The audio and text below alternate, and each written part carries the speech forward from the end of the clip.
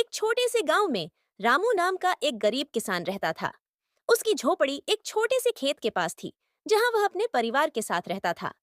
रामू के पास केवल 1 बीघा जमीन थी, जिस पर वह मेहनत करके फसल उगाता था। उसकी पत्नी सीता और 2 छोटे बच्चे थे, जो उसकी मेहनत का सहारा थे।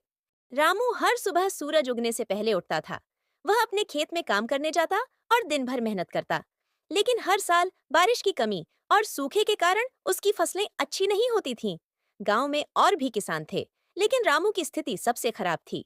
एक दिन रामू ने सोचा, इतनी कोशिश करने के बाद भी कोई लाभ नहीं हो रहा।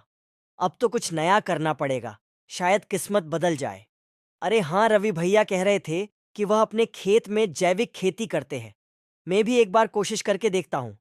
उसने अपने छोटे से खेत में कुछ बीज खरीदे और जैविक खाद का उपयोग करने लगा।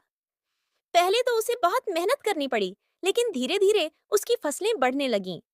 गांव के लोग उसकी मेहनत को देखकर हैरान थे।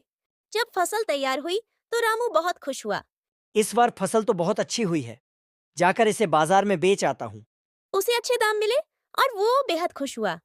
धन्यवाद भगवान, आपकी कृपा की वजह से ये हो पाया। मेरी मेहनत रंग लाई।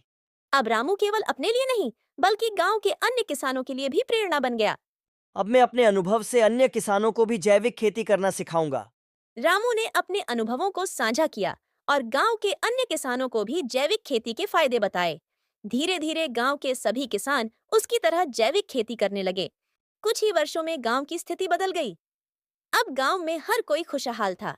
रामू ने न केवल अपनी किस्मत बदली, बल्कि पूरे गांव को एक नई दिशा दी। इस तरह रामू की मेहनत और साहस ने उसे सफलता दिलाई और उसने साबित कर दिया कि अगर मन में लगन हो तो कोई भी मुश्किल पार की जा सकती है।